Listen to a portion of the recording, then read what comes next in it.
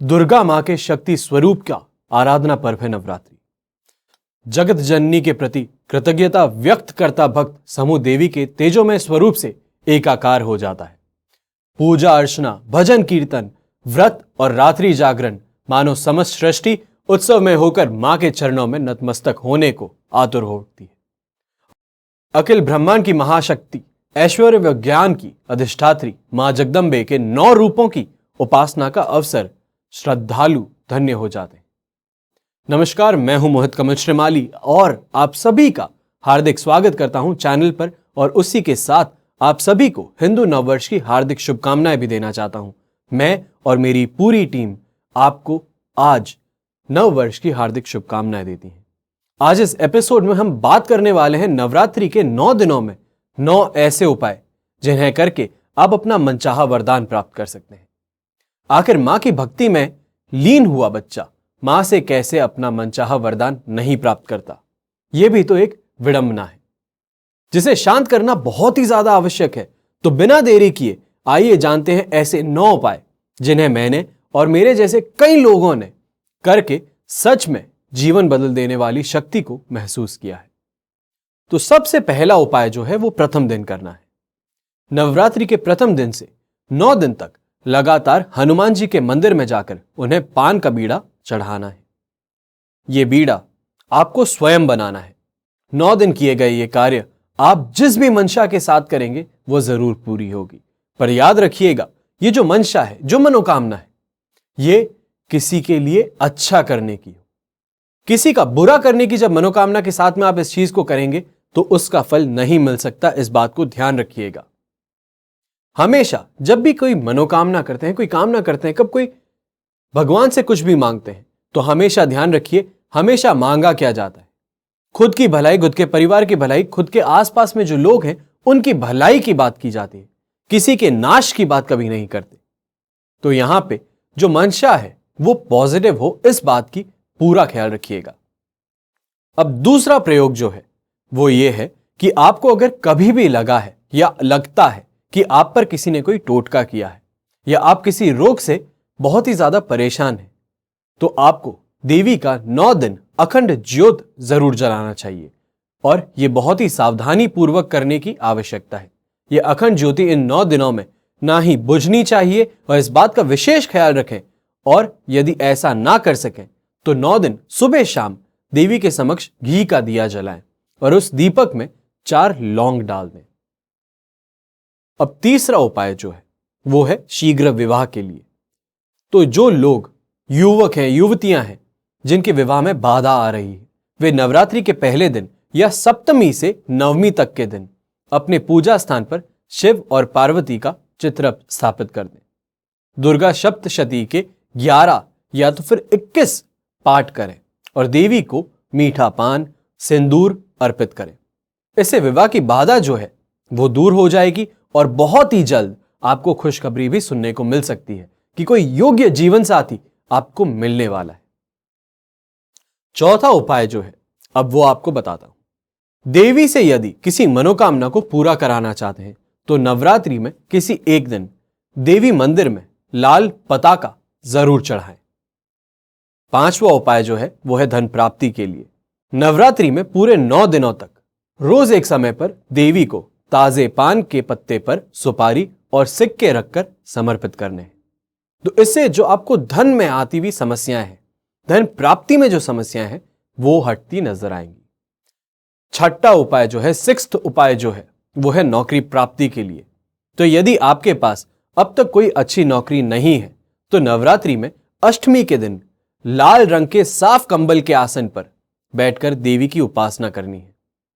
जो मंत्र बता रहा हूं उसको बहुत ही ध्यान से सुनिएगा। इसका उच्चारण आपको करना है। ओम ह्रीम वाग्वादिनी भगवती मम कार्य सिद्धि कुरु कुरु फट स्वाहा।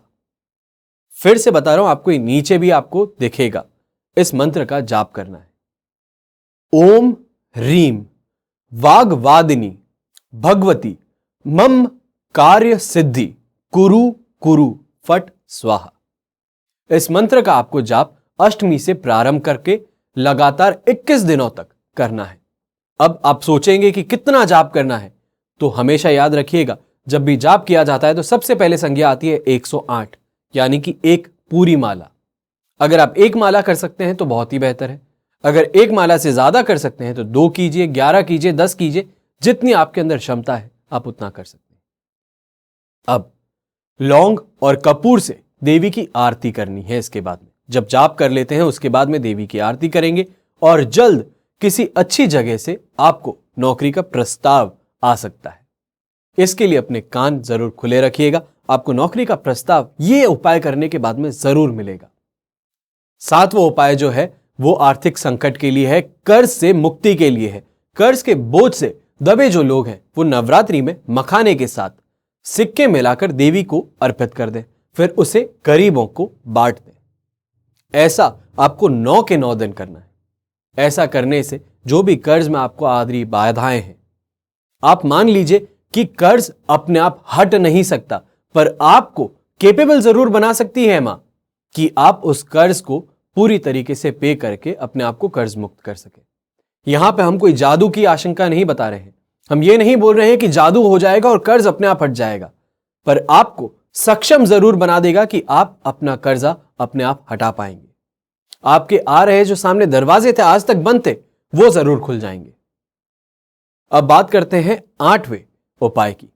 नवरात्रि में पहले दिन 1, दूसरे दिन 2, तीसरे दिन 3, इस तरीके से क्रम में 9 कन्याओं को हर दिन भोजन कराना है और उनकी पूजा कर उन्हें दक्षिणा भेंट करनी है।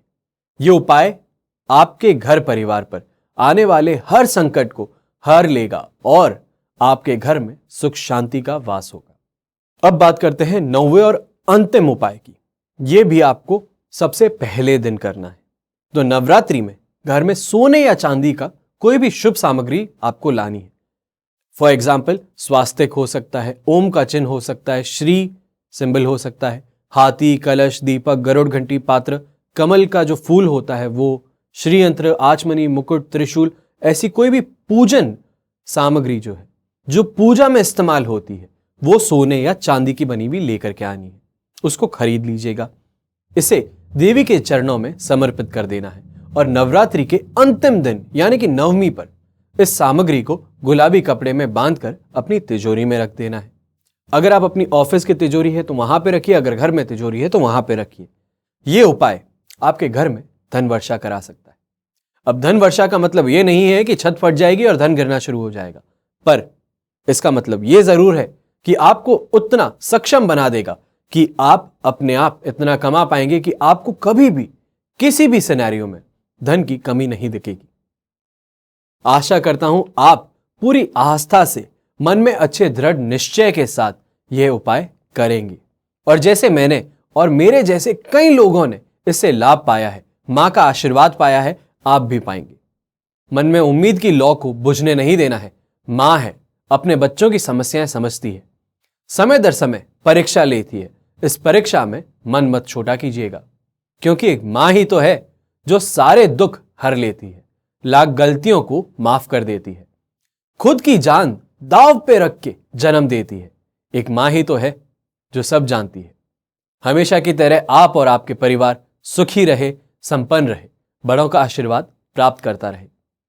इसी मनोकामना के साथ आज के लिए आपसे अलविदा लेता हूं और बहुत ही जल्द और एक एपिसोड लेके आपके सामने आऊंगा। मैं हूं मोहित कमल श्रीमाली। जय माता दी एवं जय हिंद।